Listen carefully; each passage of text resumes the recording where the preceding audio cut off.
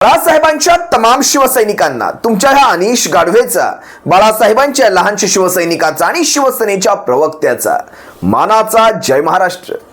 ज्या दिवशी शिंदे गटाची उमेदवारांची पहिली यादी जाहीर झाली, तुम्हाला आठवत असेल मी अगदी त्याच दिवसापासून सांगतोय दुसरी कुठलीही यादी शिंदे गटाची येणारच नाही। ही पहिली आणि अंतिम यादी, मला वाटतं 7-8 उमेदवारांची नावं काहीतरी त्या पहिल्या यादीमध्ये होती।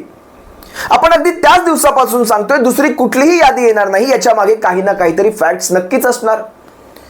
ज्या भरोशावर आपण सांगतोय त्याच्या मागे काही ना काहीतरी फॅक्ट्स किंवा रेफरन्स आपण लावतोच, आपण हवेत विधान करत नाही आणि आज ती गोष्ट सत्यात उतरली। तुम्ही सर्वांनी पाहिलं असेल, बऱ्याच जणांना वाटलं असेल दुसरी यादी येऊ शकते आणि ह्याचं कारण असं की श्रीकांत शिंदे, एकनाथ शिंदेंचे सुपुत्र, मुख्यमंत्र्यांचे सुपुत्र, या श्रीकांत शिंदेंचं नाव अजून येणं बाकी आहे। कदाचित यांच्या नावासाठी दुसरी एखादी यादी प्रसिद्ध होऊ शकते असं अनेक जणांना वाटत होतं, पण कशी गुगली टाकली गेली बघा। कशा प्रकारे साप पण मेला आणि काठीही नाही तुटली। हे नाव जाहीर कोणी केलं? आज पत्रकारांच्या प्रश्नावर उत्तर देताना ही दुसरी यादी जाहीर झाली आणि एकट्या माणसाचं नाव घेतलं गेलं। आता देवेंद्र फडणवीस अशीच एखादी गोष्ट करून जातील असं तर कधीच होऊ शकत नाही। राजकारणातला हा बदनाम चाणक्य आहे, अतिशय बदनाम, आणि भविष्यातल्या महाराष्ट्रातल्या येणाऱ्या 100 पिढ्या याच्या नावाने, जाऊ द्या ते तुम्ही ठरवा काय करणार आहात, पण ह्याच्या नावाचा उदो उदो खूप होणार आहे भविष्यात। अगदी 100 पिढ्यांपर्यंत याच्या नावाचा उदो उदो होणार आहे। तर ह्या देवेंद्र फडणवीसांनी एकनाथ शिंदेंच्या सुपुत्राचं, श्रीकांत शिंदेंचं नाव कल्याणमधून जाहीर करून टाकलं। याच्या मागे दोनही गोष्टी मी तुम्हाला सांगतो, नेमका हा प्रकार का घडला गेला याच्या मागे 2 गोष्टी आहेत। सगळ्यात पहिली गोष्ट तुम्ही लक्षात घ्या, हे नाव देवेंद्र फडणवीसांनी जाहीर केलंय, याचा अर्थ म्हणजे समजा हे एकनाथ शिंदेंच्या कुठल्या यादीमध्ये असतं तर बदललं जाऊ शकलं असतं, कारण एकनाथ शिंदे म्हणजे काही शिवसेना झाली का? ही टोळी, गट। त्यामुळे देवेंद्र फडणवीसांनी हे नाव सांगितल्यामुळे आता याच्यात बदल होणे नाही। तुम्हाला कळतंय? आता तुम्ही म्हणाल बदल होणे नाही हे खरं तर आपल्यासाठी चांगलं नाही, पण तुम्ही लक्षात घ्या मला पुढे काय सांगायचं। याच्यामध्ये बदल होणे नाही, ह्या कल्याणच्या जागेमध्ये आता बदल होणे नाही, कारण देवेंद्र फडणवीसांचा हा सागर बंगल्याचा बॉस आहे ना, आणि कित्येकांचे बाप तिथे बसलेले असतात। आमचा बाप सागर बंगल्यावर बसतो, आमचा बॉस सागर बंगल्यावर, यांचं काय काय सागर बंगल्यावर बसतं ह्यांना माहिती। पण आता हे नाव बदलणार नाही, ही सगळ्यात पहिली गोष्ट तुम्ही लक्षात घ्या। ही काय एकनाथ शिंदेंची यादी नाहीये। हिंगोलीचं नाव जाहीर केलं, बदललं, हातकणंगलेचं नाव जाहीर केलं, बदललं, ही काय एकनाथ शिंदेंची यादी नाही। म्हणजे एकनाथ शिंदेंना आदेश देणाऱ्यांनी ती यादी एकनाथ शिंदेंच्या मार्फत प्रसिद्ध केली होती, एवढं मला सांगायचंय। आता ह्याच्यात काय काय साध्य झाले ते लक्षात घ्या। सगळ्यात पहिली गोष्ट, दुसरी यादी येणार नाही हे आज सिद्ध झालेलं आहे। आणि जर एकनाथ शिंदेंनी स्वतःच्या पुत्रासाठी किंवा एखाद्या अशा पत्रकार परिषदेत एकनाथ शिंदेंच्या या पुत्राचं नाव जाहीर केलं असतं, म्हणजे स्वतः केलं असतं, तर ज्यांचे पत्ते कट झालेले आहेत, ज्या खासदारांचे पत्ते कट झालेले आहेत, कदाचित त्या खासदारांच्या मनामध्ये एक वेगळ्या प्रकारचा असंतोष गेला असता। स्वतःच्या पुत्रासाठी कशा प्रकारे हे सारं ठरवून केलं गेलं आणि आमच्या खासदारक्या कापल्या गेल्या, हा जो पहिला भाग होता हा त्यांनी बाजूला केला। म्हणजे आता दुसऱ्या यादीची गरजच उरली नाही। एकनाथ शिंदेंच्या सुपुत्रांचं, श्रीकांत शिंदेंचं नाव आलंय म्हणजे दुसऱ्या यादीची गरज संपली, आणि स्वतः देवेंद्र फडणवीसांनी हे नाव जाहीर केल्यामुळे खासदारांमध्ये नाराजी असण्याचं कारण नाही, कारण हे नाव एकनाथ शिंदेंनी काही जाहीर केलेलं नाही। अशा प्रकारचं तो सापही मेला आणि काठीही वाचली, अशा प्रकारचं एक वातावरण तयार करण्याचा प्रयत्न झाला। पण आता यांना हे लक्षात घ्यायला हवं, हा भारतीय जनता पक्ष आहे। मी वारंवार सांगितलं कुणाच्या बापाचा होऊ शकत नाही, हा कधी स्वतःच्या बापाचा झालेला नाही। हा भारतीय जनता पक्ष राजकारणाच्या पलीकडे कुठलीही गोष्ट करत नाही। हे सारं करून भर मीडियामध्ये श्रीकांत शिंदेंची ती उमेदवारी जाहीर करून देवेंद्र फडणवीसांनी एकाच दगडात अनेक तीर मारलेत। म्हणजे आता तुम्हाला ती बदलता येणार नाही, सगळ्यात पहिली गोष्ट। आणि दुसरी गोष्ट म्हणजे स्वतःसाठी, म्हणजे स्वतःच्या पक्षासाठी त्यांनी ठाणं सेफ करून घेतलं, तुम्हाला कळलं देखील नाही। बरेच दिवस आपण चर्चा ऐकत होतो श्रीकांत शिंदे ठाण्यामधून लढतील, त्यांच्यासाठी सेफ आहे, तिथे त्यांचे 2 आमदार आहेत, प्रताप सरनाईक असतील, स्वतः वडील असतील त्यांचे कोपरी 5 पाखाडीतनं, आणि इतरही मतदारसंघांमध्ये त्यांचं प्राबल्य, अशा प्रकारचं एक फुगवून तयार केलेलं चित्र महाराष्ट्रावर दाखवण्याचा प्रयत्न झाला, फुगवून। आणि मी जबाबदारीने सांगतो फुगवून, आम्ही स्वतः ठाण्यामधून असल्यामुळे आम्हाला सारं कळतं रस्त्यावर काय घडतं तिथे ते। असो, हे फुगवून दाखवलेलं चित्र त्यांना लखला, पण ही चाचपणी कुठेतरी होत असताना, कारण अजूनही ठाण्याचा उमेदवार डिक्लेअर केला नाही, तेवढ्यात देवेंद्र फडणवीसांनी हा बॉम्ब टाकून दिला. याचा अर्थ आता कल्याणमधून तुम्हाला माघारी घेणे नाही. आणि बरं, कल्याणमध्ये भारतीय जनता पक्षाने काय वाढून ठेवलं यांच्यासाठी? 6 विधानसभांपैकी, लोकसभेच्या अंतर्गत येणाऱ्या 6 विधानसभांपैकी जवळपास 3 विधानसभांवर भारतीय जनता पक्षाचं प्राबल्य आहे. एक आहे उल्हासनगर, एक आहे कल्याण पूर्व आणि एक आहे डोंबिवली. या तीनही विधानसभांमध्ये आजच तुम्ही पहा, गणपत गायकवाड ज्यांनी फायरिंग केली होती या शिंदे गटाच्या, मला वाटतं, शहर प्रमुखांवर, ते अजूनही जेलमध्ये आहेत. गणपत गायकवाडांच्या समर्थकांनी किंवा त्यांच्या कार्यकर्त्यांनी आज ठराव पास केला, एकनाथ शिंदेच्या सुपुत्राला समर्थन नाही किंवा त्यांच्यासाठी काम करणार नाही. अतिशय सुस्पष्ट आहे कोण काम करेल यांच्यासाठी.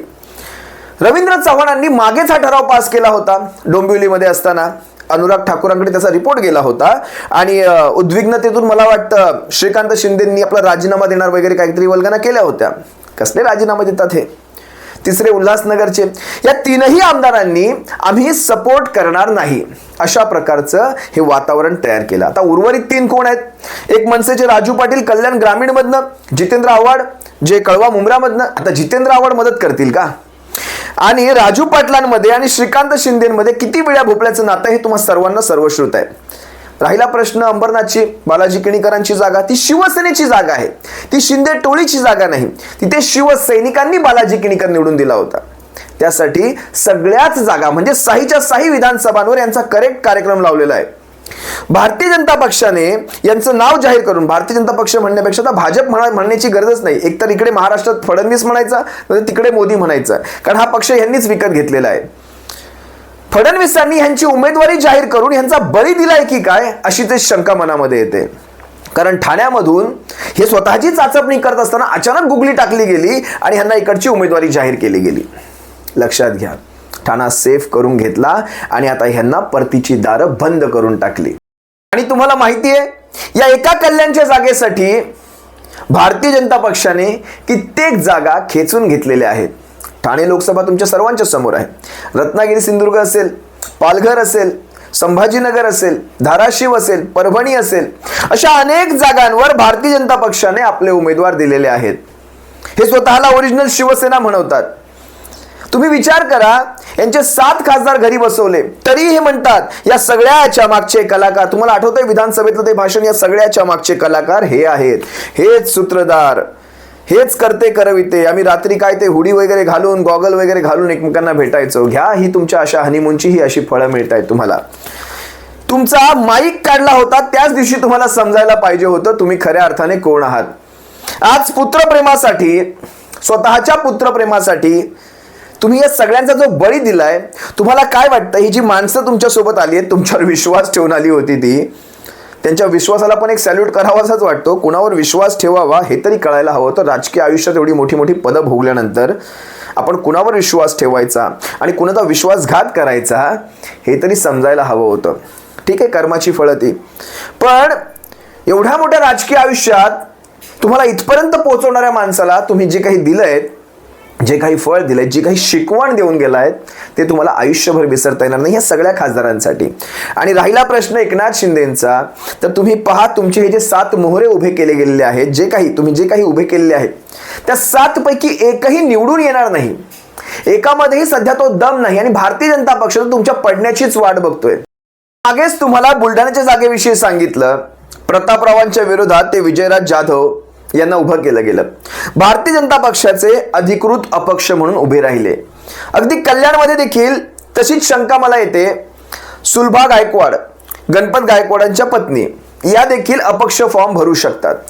हे भारतीय जनता पक्षाचं राजकारण काही आज झालेलं नाहीये. आपण आजवर पाहिलेलं आहे. मागच्या विधानसभेच्या निवडणुकीमध्ये जवळपास 28 ते 29 ठिकाणी शिवसेनेचे अधिकृत उमेदवार पडले गेले ह्यांच्या अपक्षांमुळे. हे आपण त्याही वेळेस अगदी आकड्यांसकट सांगितलेलं आहे. त्यामुळे ह्या गोष्टींमध्ये आपण जाऊयाच नको. यांचं राजकारण एकमेकांना संपवणार आहे. या आघाडीचे, ही कुठली यांची आघाडी, एनडीए वगैरे म्हणतात हे, या एनडीएचे महाराष्ट्रातनं 11 खासदार, यांचा स्वतःचा सर्वे सांगतो फक्त 11 खासदार निवडून येतील. त्यांचा आलेख आहे 11 ते 12चा. 10, 11, 12 असा ह्यांचा स्वतःचा सर्वे सांगतो. 10, 11, 12 एकेकाळी 41 खासदार देणारं महाराष्ट्र राज्य, या नरेंद्र मोदींच्या पाठीशी उभं राहणारं महाराष्ट्र राज्य आता 10, 11, 12 अशामध्ये खासदार निवडून देणार आहे. ही इतकी दयनीय अवस्था झाली. त्याचबरोबर शिवसेना असेल, राष्ट्रवादी काँग्रेस असेल, काँग्रेस असेल, संभाजी ब्रिगेड असेल, ही जी काही इंडिया आघाडी आहे, या आघाडीचे जवळपास 36च्या पुढे जाऊन खासदारांची संख्या निवडून येते. हा यांचा स्वतःचा सर्वे सांगतोय. भारतीय जनता पक्षाने आपला सर्वे प्रसिद्ध करावा एवढंच मला माझी एक माफक अपेक्षा आहे त्यांच्याकडनं. तुम्ही सर्वे खूप छान घेता, पण ते आत ठेवता. जरा बाहेर देखील दाखवा, जनतेला दाखवा तुमचा सर्वे काय सांगतो, कारण तुमच्याच माणसांकडनं ते सर्वे आमच्यापर्यंत पोहोचत असतात. असो, आपण कल्याणच्या दरेकर ताईंना, ज्या ज्या शिवसैनिकांच्या मनामध्ये प्रश्नचिन्ह उभं राहतं, दरेकर ताईंविषयी आपण बरेच जण म्हणतात नवीन आहेत, त्यांचा चेहरा कधी पाहण्यात आला नव्हता. लक्षात घ्या, त्या UPSC प्रिलिमपर्यंत पोहोचलेल्या उमेदवार आहेत. म्हणजे त्यांनी प्रशासकीय सेवेत जाण्याऐवजी त्यांनी राजकारणात येणं पसंत केलं. त्या विरोधी पक्षनेते राहिलेल्या आहेत. कल्याण डोंबिवली महानगरपालिकेमध्ये त्या नगरसेविका होत्या विद्यमान. त्यांनी लोकसभा लढवलेली आहे आणि सर्वात महत्त्वाचं म्हणजे त्या सर्वसामान्य कुटुंबातनं आहेत. शिवसेना सर्वसामान्य कुटुंबातल्या व्यक्तीला कशा प्रकारे पुढे नेते याचं एक उत्तम उदाहरण आहे. शिवसेनेमध्ये अशी उदाहरणं तुम्हाला अनेक पाहायला मिळतील. सर्वसामान्यांमधनं नेतृत्व मोठं करणं ही शिवसेनेची खूबी आहे. असो, आपलं अगोदरच ठरलंय, शिवसेनेचे पक्षप्रमुख देतील तो उमेदवार आणि घेतील तो निर्णय. आपण आदेश पाळतो. शिवसेनेमध्ये आपण आदेश पाळतो आणि आदेश सांगतो. कल्याणच्या लोकसभेमधनं वैशालीताई दरेकर यांना भरघोस मतांनी आपल्या दिल्लीमध्ये पाठवायचंय. शिवसेनेच्या पक्षप्रमुखांचा आणि शिवसेनेचा आदेश आहे. तुम्ही सर्वजण कल्याणच्या आपल्या उमेदवाराच्या पाठीशी भक्कमपणे उभे राहाल ही माझी खात्री आहे. तुर्तास तुम्हा सर्वांची रजा घेतो. अजिबात घाबरायचं नाही शिवसैनिकांना. जरी वेळ कठीण असली, वेळेला सांगा. हा आमचा वारसा संघर्षाचा आहे आणि आम्ही कायम संघर्ष करणार. सप्रेम जय महाराष्ट्र. काळजी घ्या.